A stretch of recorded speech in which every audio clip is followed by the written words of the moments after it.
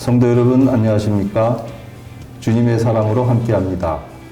만나고 싶은 사람, 붙잡고 싶은 순간, 새롭게 하소서 10번째 시간 이의동 집사입니다.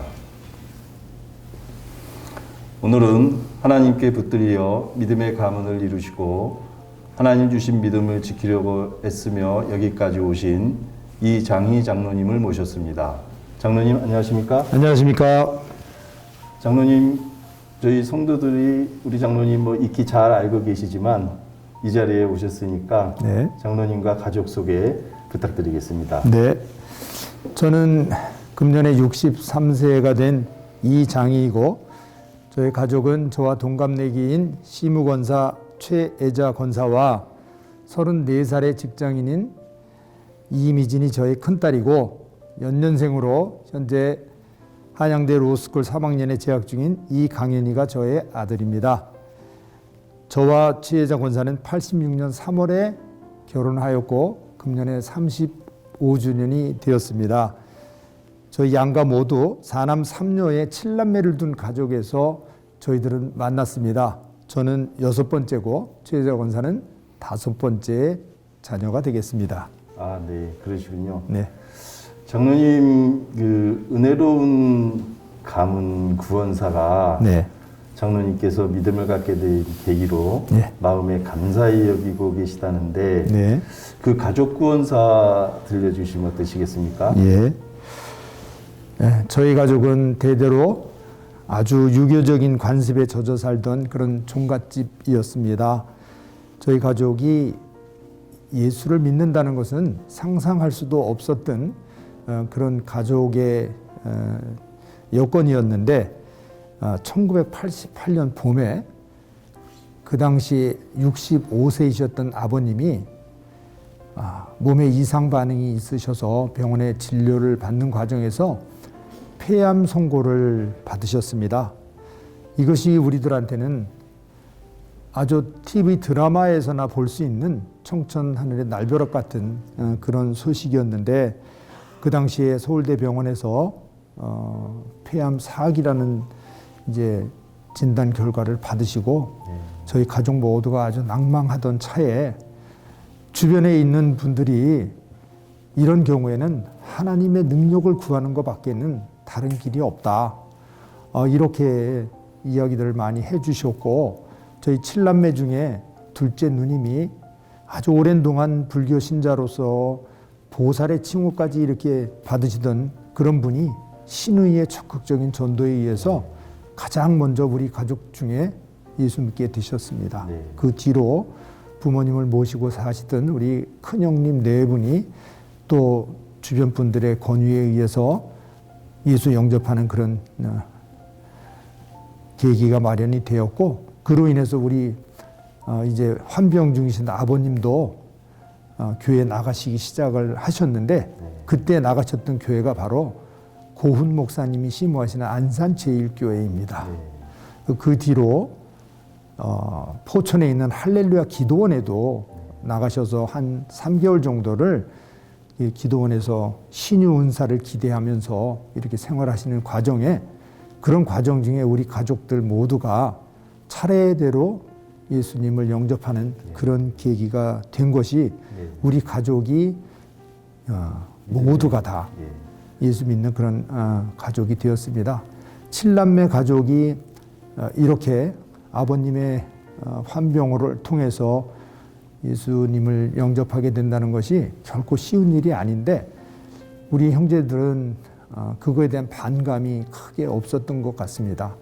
그를 통해서 물론 이제 아버님이 그때 발병을 하시고 그 다음에 6월 달이 되셨을 때 이제 발병되신 지 10개월 만에 하나님 부르심을 받고 이제 하늘나라 가시는 그런 과정 가운데 우리 형제들도 천국의 소망을 갖게 되는 계기가 되었는데 그 계기를 통해서 우리 가족 모두는 다 예수를 믿는 그런 역사가 있게 된 것이 우리의 구원사가 되겠습니다. 예. 네.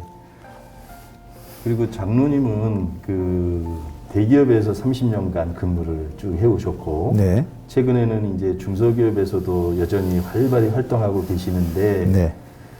그 직장 생활을 하면서 믿음 생활 하시기가 쉽지 않지 않습니까? 예. 그럼에도 불구하고 믿음을 잘 지키시려고 이제 애쓰시다 보면 네. 많은 일화가 있으실 것 같고, 네. 그리고 이제 예전에 지방에도 좀 근무하셨던 적이 있으신데, 네. 그럼에도 본교회 주일 예배를 거의 빠지지 않고 지방에서 이렇게 출석하셨던 네. 그런 얘기도 있으신데, 네. 함께 들려주시죠. 예. 제가 그렇게 아버님 환병을 통해서 이제 예수 믿게 되는 과정 가운데 그때는 저는 설계 사무실에 근무를 할 때고 아버님 장례 모시고 그 뒤로 한 2년 후에 현재 SBS의 지배주주 회사인 태영건설에 90년 7월에 입사를 하게 됐습니다.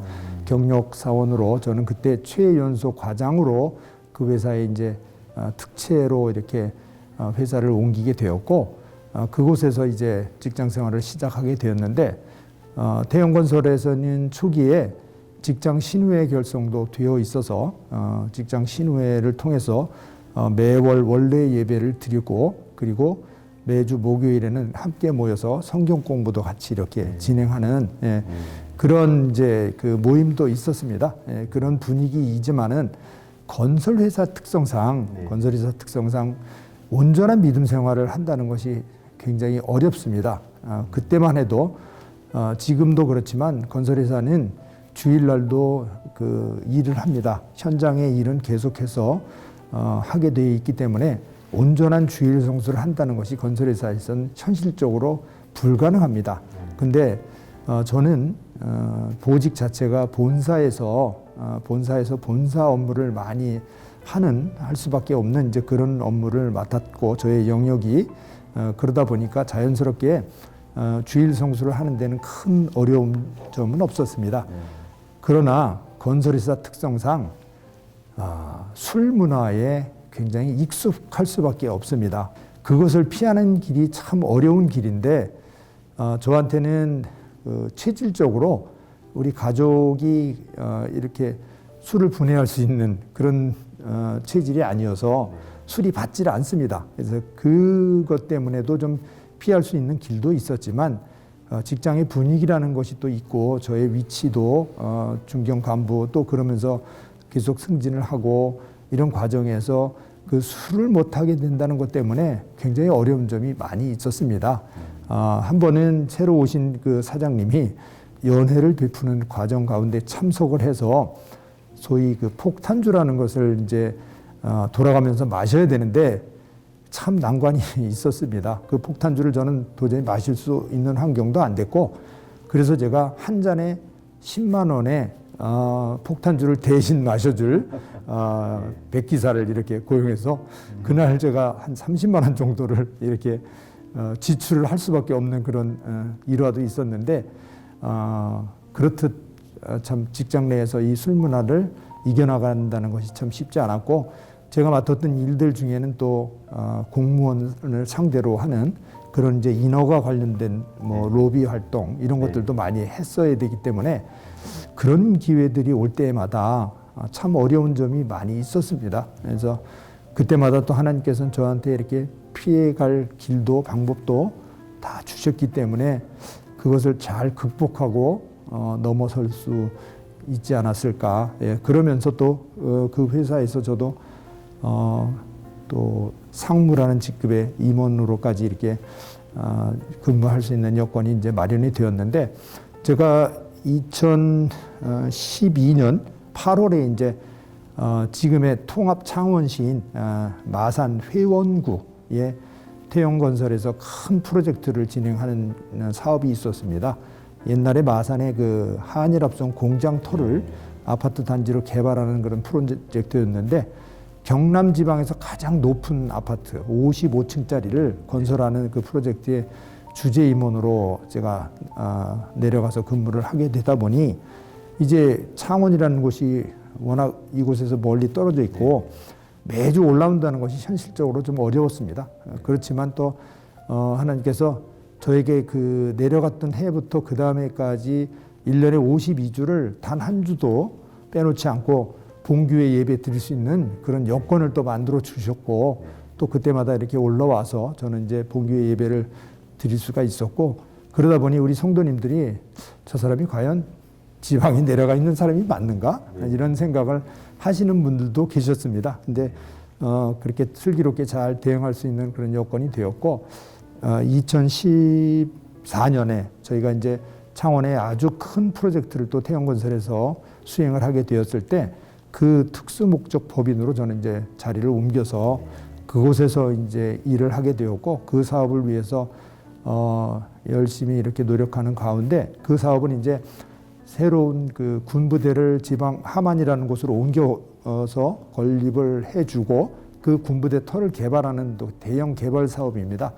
그러다 보니까 그게 한 6,100세대 정도 되는 아파트 단지를 개발하는 사업이다 보니까 거기에는 관련된 인허가 업무가 굉장히 많습니다. 그래서 그 인허가 업무를 수행하는 동안도 아까 말씀드렸던 것처럼 또 술 먹는 자리도 굉장히 많이 접할 수밖에 없었고 또 예, 그런 가운데 우여곡절도 많이 있었는데 그때마다 슬기롭게 대처하실 수 있는 그런 길을 열어주셨던 하나님의 은혜로 잘 감당하였고 또 성과도 있었기에 제가 그곳에서도 또 좋은 성과를 거둘 수 있었습니다. 물론 이제 모델하우스 오픈이라든가 이런 이제 분양 일정 때는 주일날도 그런 일을 해야 되기 때문에 하는 수 없이 창원에서 한 서너 번 정도는 창원에 있는 교회에서 예배를 드렸던 그런 기억은 있습니다. 예. 예, 그러셨군요. 네. 그리고 장로님은 그 장로님 되시기 전부터 네. 지금까지 차량 운행을 하면서 성도들을 돕고 계시는데 네. 어떤 마음으로 그 일을 감당하고 계시는지 네. 궁금하고 네. 그리고 또 장로님으로서 네. 어떤 장로가 되겠다는 다짐도 있으실 텐데 네. 함께 그 말씀도 해주시면 좋겠습니다. 네. 우리 교회에서 신앙생활을 하게 된 것이 1996년에 지금 세광교회로 통합되기 이전인 동천교회 시절에 이제 저는 송구영신 예배 때부터 동천교회 교인으로서의 예배 생활을 시작하였습니다.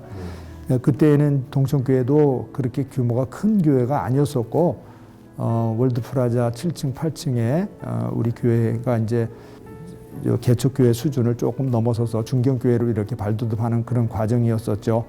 제가 교회를 옮겨와서 이곳에서 생활을 시작하면서 저는 이제 먼저 제가 아주 신앙생활 처음 시작하고 그리고 동천교회로 옮겨오기 전까지 89년부터 제가 그 교회에 이제 등록하고 다니기 시작했던 이제 아주 초신자 시절이었고요.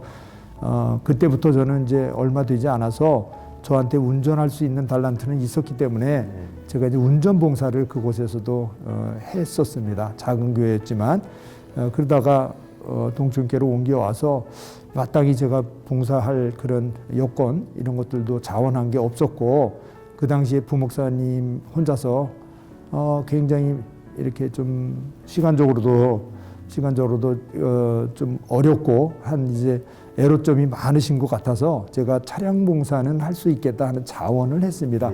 그것이 지금까지 지금 차량 봉사하는 그런 어떤 계기가 되었는데 차량 봉사는 사실 그 단순한 봉사입니다. 시간만 잘 맞추면 되고요. 그 책임감만 있게 수행을 하면 되는 거지 그렇게 복잡하게 머리를 쓰는 것은 아니니까.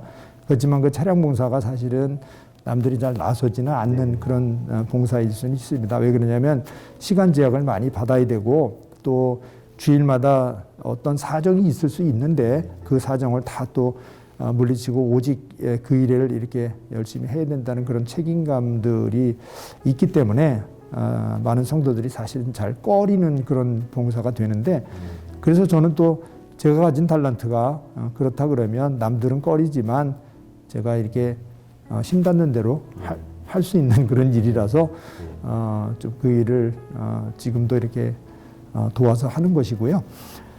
저는 이제 그런 생각하고 있습니다. 어떤 장로가 되겠냐 하는 생각. 장로라는 직분이 하나님께서 장로라는 직분 준 것도 더 열심히 일해라고 주신 직분이지 뭐 남들 위해 거드름 피우고 그리고 뒷짐지고 서서 이렇게 무슨 질타나 하는 이제 그런 직분이 아닌 거로 생각이 들고요. 그 마음은 저한테도 변함이 없을 거라 생각이 되기 때문에 심닿는 대로 심닿는 대로 제가 그 할 수 있는 일 여러 가지 나서서 이렇게 하고 금년에 또 작년에 이어서 교육위원장 맡고 있는데 우리 교회가 지금 3040 그리고 다음 세대를 위한 그 일에 모두가 열심이고 이렇게 매진을 하고 있는데 미력하나마 그 힘을 보탤 수 있는 장로가 되려고 노력하고 있습니다. 네. 네. 아, 그러시군요. 네, 그리고 장로님 지금 구파발 근처 지축동에 살고 계시잖아요. 네 그렇습니다. 예. 그런데도 그 부인 권사님하고 네. 새벽기도 열심히 나오고 계시는데 무엇을 기도하고 계시는지 네. 그것도 참 궁금하고 네. 뭐 조금 또 다른 얘기입니다만은 부인 최 권사님에 대한 마음도 네. 한번 살짝 좀 보여주시죠. 예. 저희 부부가 신앙생활하면서 생각하는 것이 어쨌든 힘닿는 대로 새벽 제단은 열심히 이렇게 쌓아보자 하는 마음을 가지고 있습니다. 그래서 서로 이렇게 독려를 하다 보니까 조금 개인적으로 좀 나태해지고 또 쉬고 싶을 때가 있지만 그럴 때마다 그게 또 힘이 되어서 이렇게 나올 수 있는 그런 여건이 된다고 생각을 합니다. 물론 지축동에서 교회까지가 14km입니다. 14km를 새벽에 운전하고 와서 새벽기도 한다는 것이 뭐 남들이 생각하면 쉽지는 않은 길이라고 생각을 하겠지만 저희는 그 거리의 문제가 아니고 또 하루에 첫 시간을 하나님께 드리면서 나가서 우리가 생각하고 있는 그런 기도의 제목들 가지고 기도하는 것이 우리 믿음을 지켜나가는 길이 아니겠는가 하는 생각을 저희 부부가 갖고 있습니다. 그래서 새벽마다 나오는 것이고요. 새벽기도 나오시는 분들이 모두가 다 뭐 같은 생각으로 나오셔서 기도할 거라고 생각합니다. 우선은 뭐 우리가 처해져 있는 환경에 대한 이 나라 이 민족을 위해서 기도하고 교회를 위해서 기도하고 특별히 우리 교회 또 다음 세대를 이제 걱정해서 기도하는 일 그리고 또 우리 가족의 평안함과 또 가족이 다 잘 되기를 바라는 그런 마음 우리 뭐 많은 동기간들이 또 각자 건강하게 그리고 아직도 우리 가족 중에 이렇게 믿음 생활 하시지 않는 우리 네. 두 분의 매형의 구원을 위해서 그렇게 기도하고 있고요. 최자 권사한테는 제가 본받을 점이 많습니다. 그래서 영적으로 신앙적으로 나보다는 한 수 위의 사람이라고 늘 제가 생각을 하고 있고 그래서 또 늘 도전도 받고 그런 또 행함이 있는 부분을 저도 따르려고 노력을 하고 있고 제자권사 위해서 또 기도 많이 하고 그렇게 해야 되는 걸로 생각을 하고 네. 따르려고 애를 쓰고 있는 네. 것입니다. 네. 아유, 그러시군요. 네. 그리고 끝으로 네. 장로님 이 자리에서 이제 늘 공통적인 질문입니다. 네.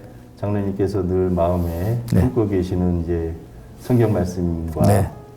또 애송하는 찬송이 있으시면 네. 소개해 주시고요. 예. 그리고 이 자리를 빌어서 네. 저희 세감교회 성도들에게 예. 혹시 당부하고 싶은 말씀이 계시면 한 말씀 해주시면 좋겠습니다. 네. 제가 1988년 우리나라가 올림픽을 하던 해에 예수 영접하는 길이 저한테 열렸는데 사실은 제가 중학교 1학년 때 저희 미션 스크린 중학교를 다닌 이제 그런 일 때문에 성경을 배우는 시간이 있었습니다. 그때 우리 중학교 안산 중학교인데요. 안산 중학교 바로 인근에 있는 성결교회 목사님이 오셔서 저희들한테 성경 공부를 가르쳐 주셨는데 창세기를 이렇게 강의하셨을 때 굉장히 옛날 이야기 같고 아주 그 재미있는 시간이었습니다. 창세기는 또 대부분은 그렇게 받아들일 수 있는 내용이잖아요.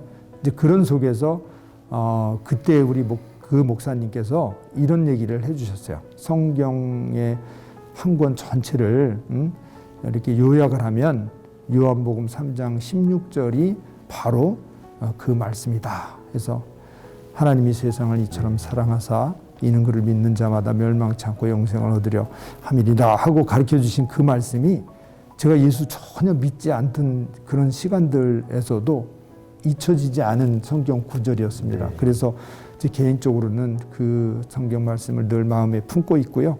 그리고 또 잠언 16장 9절에 나와 있는 사람이 마음으로 자기의 길을 계획할지라도 그의 걸음을 인도하시는 이는 여호와시니라 하는 그 말씀이 저의 또 좌우명으로 생각하는 그런 말씀이 되겠습니다. 그리고 제가 이 364장 내 기도하는 그 시간, 그 찬양은 참 은혜롭게 늘 네. 이렇게 좋아하는 찬양이 되겠고요. 요즘 뭐 사실 그 아무리 지금이 코로나 시대로 이렇게 작년부터 어려움을 당하고 있지만 그래서 대면 예배 자리가 온전하게 이렇게 보장이 되지 않는 그런 상황에 있습니다. 그래서 우리 모두가 우리 교회에 속해져 있는 모든 성도님들이나 또 목회하시는 담임 목사님 또 우리 같이 심무하시는 부목사님들 모두도 참 안타깝고 그죠? 애처롭기 그지없는 그런 상황이긴 해도 저는 우리 성도님들한테 이런 부탁은 좀 하고 싶어요.